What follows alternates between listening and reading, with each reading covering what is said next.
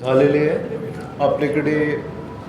काल एक चांगली कारवाई झालेली आहे 1 तारीखला, ज्याच्यात जरीपटका पोलीस स्टेशनची हद्दीमध्ये एक मोठी कारवाई झालेली आहे। कारण ही कमर्शियल जे MDची खेप आपण जप्त केलेली आहे, त्याच्यात जवळपास 7 kg आणि 500 ग्रामचे सुमारास MD जप्त झालेली आहे।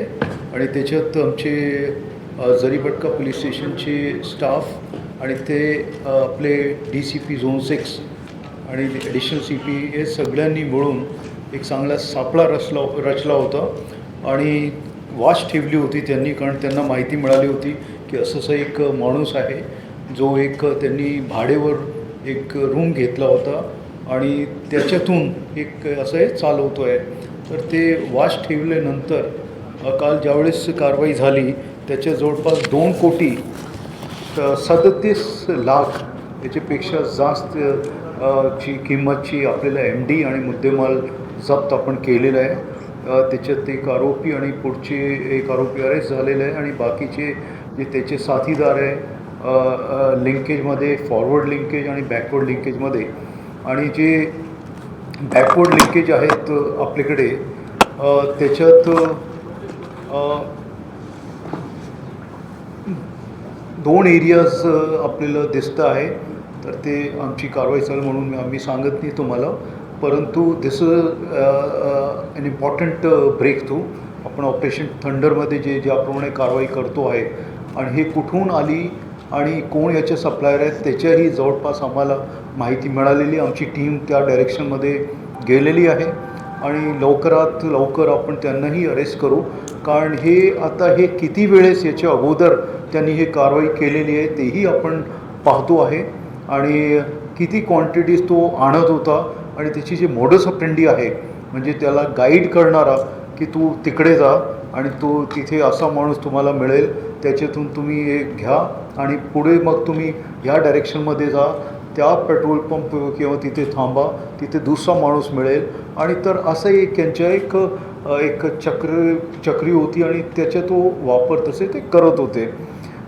हे जे आहे त्याची बाकीची जे आता हे कोणाकोणाला सप्लाय करत होता, म्हणजे हे ते सप्लायर आहे त्याला बाहेरून मिळत होती आणि तो फर्दर सप्लाय करत होता। हा एक विषय होता जे आपण मोठी कारवाई त्याच्याबद्दल मी DCP जे आहे जे सुपरवाईज याला करत त्यांनाही सांगणार आहे की कसे हे सगळं झालेलं आहे। तो एक झाला। त्याशिवाय आपण जे E-सिगरेट्स आहे त्याच्यावरही एक मोठी कारवाई आपण केलेली आहे। त्याच्या जवळपास 16 लाखापेक्षा जास्तची E-सिगरेट्स तसेच ते कॅश वगैरे जप्त केलं आहे। आणि ही कारवाई आपण इकडे कसे पोचतात त्या आधारावर आमची एक इन्क्वायरी सुरू झाली होती आणि त्याचे जो मेन सूत्रधार होता तो पुणेचा होता। पुणे सिटीमध्ये आम्ही CP पुणेशी बोललो आणि त्यांनीही आपली सपोर्ट आम्हाला दिली आणि तो एक जवळपास 16 लाखाच्या आपण मुद्देमाल जप्त तिथे केलं, ज्याच्या जवळपास 6.5 लाखाच्या कॅश पण आहे। तर ही एक दुसरी आहे आणि ते इथे कसे तो पाठवत होता तेही आम्हाला माहिती मिळालेली आहे आणि याचे जे ट्रान्सपोर्टर्स होते त्याचीही माहिती आम्ही एक काढतो आहे आणि हे कोणाकोणाला इथे सप्लाय करत होतं आणि सप्लाय चेनमध्ये जे वापरणार आहे, बिकॉज दिस इज इलिगल, आणि ते त्यांच्यापर्यंत आपण आता पोचतो आहे। हे 2 मुद्द्यांवर आम्हाला बोलायचं होतं, कारण गव्हर्मेंट ऑफ इंडिया तसेच महाराष्ट्र सरकार हे ड्रग्सचे विरोध त्यांची मोठी कारवाई चालू आहे आणि आपल्याला म्हणजे ड्रग फ्री कसे करता येईल शहराला आणि इथे जिथून हे पोचतात ते सगळ्यांवर कारवाई करायची। आणि हे जे केसेस आपण पाहिलं असेल 2 पेट NDPSचे केसेस आपण असे